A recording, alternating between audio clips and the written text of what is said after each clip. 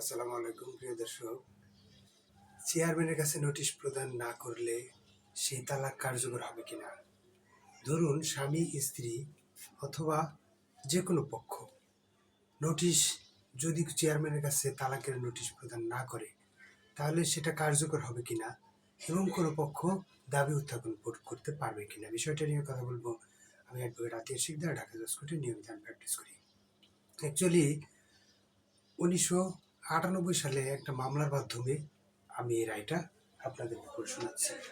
অর্থাৎ স্বামী স্ত্রীর মধ্যে একটা মামলা হয় 98 সালে। সেই মামলায় স্ত্রী মামলাটা দায়ের করে স্বামীর বিরুদ্ধে, যে স্বামী আমাকে তালাক প্রদান করেছে, কিন্তু সে চেয়ারম্যানের কাছে নোটিশ দেয় নাই। তিনবার তালাক দিয়েছে 3 মাসে। স্বামী স্ত্রীকে 96 সালের দিকে বিবাহ হয়, তাদের 3 লক্ষ টাকা দিনমোহরের ধার্য করিয়া। সেই মামলায় স্বামী কি করে, স্ত্রীকে বাড়ি থেকে বের করে দেয়, অর্থাৎ স্ত্রী স্বামীর বাড়িতে চলে যায়। চলে যাওয়ার পরে স্ত্রীকে স্বামী একটা তালাকের নোটিশ পাঠায়, 3 মাসে 3টা তালাকের নোটিশ পাঠায়, অনলি স্ত্রীর বাড়িতে পাঠায়। চেয়ারম্যানকে দেওয়ার কথা। 1961 সালে মুসলিম পারিবারিক আইনের 7 ধারায় বলা হয়েছে যে চেয়ারম্যানকে তালাকের একটা নোটিশ দিতে হবে, কপি দিতে হবে। এই স্বামী তালাকের একটা কপি চেয়ারম্যানকে দেয় নাই। না দেওয়ার ফলে স্ত্রী মামলা করলো যে আমার 3 লক্ষ টাকা দেনমোহর আমি চাই, প্লাস আমরা সংসার করেছি এবং আমাকে তালাক দিয়েছে, কিন্তু চেয়ারম্যানকে নোটিশ দেয় নাই। এই তালাক আমি অবৈধ বলে ঘোষণা করে আমাদের বিবাহটা বলবৎ রাখতে চাই বা বলবৎ চাই, এই মর্মে একটা ঘোষণা দেন।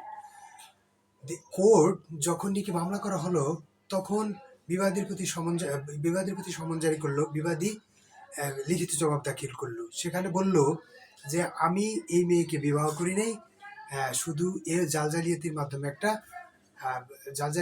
একটা কাবিননামা তৈরি করে 30,000 টাকা কাবিননামার জায়গায় 3 লক্ষ টাকা তৈরি করে আমার নামে একটা মামলা করছে।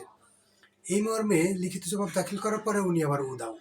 তাহলে আবার কি করলো, কোর্ট একতরফা একটা রায় দিয়ে দিল, একতরফা ডিগ্রি দিয়ে দিল। একতরফা ডিগ্রি দেওয়ার পরে আবার উনি একতরফা ডিগ্রি, যে বিবাদী স্বামী কোর্টে এসে একতরফা ডিগ্রি বাতিলের জন্য আবেদন করে বাতিল করলো। বাতিল করে আবার প্রতিদ্বন্দ্বিতা করলো। আবার যখন রায় ঘোষণা করবে তখন আবার স্বামী নাই, তখন আবার একতরফা ডিগ্রি হলো। তখন ডিগ্রি হলো, সেই ডিগ্রি বাতিলের জন্য মামলা করলো, রদ্রহিত করলো এবং উনি দেওয়ানি দায়রা আদালতে আপিল করলো। একতরফা ডিগ্রির বিরুদ্ধে আপিল করলো, আপিল মঞ্জুর হলো। মঞ্জুর হওয়ার পরে আবার নাই, উনি স্বামী নাই। তখন আবার স্বামীর বিরুদ্ধে এক্সপার্টি ডিগ্রি হলো, স্ত্রীর পক্ষে গেল। স্বামী আবার হাইকোর্টে একটা রিভিশন দায়ের করলো যে আমি এই নিম্ন আদালতের রায় মানি না। তখন হাইকোর্ট ডিভিশন নিম্ন আদালতের রায় বহাল রেখে রিভিশনটা বাতিল করে দিল। এই মামলায় সিদ্ধান্ত হলো যে 1961 সালের মুসলিম পারিবারিক আইনের 7 একে বলা হয়েছে যে চেয়ারম্যানকে একটা নোটিশ দিতে হবে। কেন নোটিশ দিতে হবে এটার ব্যাখ্যা করলো এরকম: যদি কোনো পক্ষ চেয়ারম্যানকে নোটিশ না দেয়, চেয়ারম্যানকে নোটিশ দেওয়ার উদ্দেশ্য হলো যাতে সে মৌখিকভাবে উচ্চারণ করলো এবং অপর পক্ষকে জানালো যে সে তালাক দিয়েছে। যদি কোনো ব্যক্তি চেয়ারম্যানকে নোটিশ না দেয় সেই তালাকটা কার্যকর হবে না।